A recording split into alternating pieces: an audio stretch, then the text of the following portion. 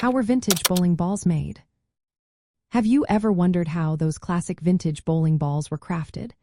Let's take a closer look at the fascinating process behind their creation. Vintage bowling balls were primarily made from wood and rubber before modern synthetic materials took over. The earliest bowling balls were crafted from a hardwood known as lignum vitae. This wood was prized for its density and durability, making it an excellent choice for bowling balls. These wooden balls were often solid, and some even featured finger holes. This design was patented in the late 19th century to improve grip and control. As we moved into the early 20th century, rubber bowling balls began to emerge. The first notable rubber ball was called Evertrue, which made its debut in 1905.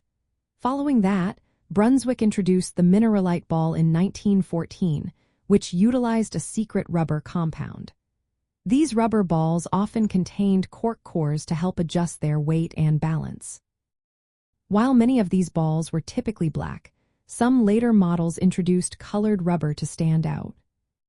From the early 1800s through the late 20th century, many vintage bowling balls featured a three-piece construction. This method involved creating a dense core, often referred to as a pancake weight block. This small, dense material was poured into a spherical mold. Around this core, a less dense filler material was added to from the main body of the ball. Finally, a cover stock, which is the outer shell, was poured or molded around the core and filler. This cover stock was typically about 1 inch thick. This construction method allowed manufacturers to maintain the ball's balance, even after drilling finger holes. By the 1980s and 90s, manufacturers began experimenting with two-piece constructions.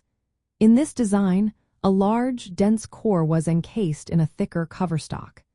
This change improved ball dynamics and hook potential, but it is more modern compared to classic vintage balls. From a sports collectibles perspective, vintage bowling balls made from wood and early rubber are highly sought after. Collectors appreciate their craftsmanship, historical significance, and the materials used. The three-piece construction method is particularly noteworthy because it reflects the manufacturing techniques of that era. Collectors often seek out balls with original markings, unique colors, or patented designs that showcase key innovations in bowling history.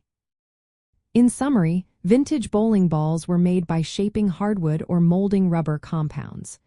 The three-piece construction with a dense core, filler, and cover stock highlights the evolution of bowling equipment. This history adds to the collectible value of vintage bowling balls.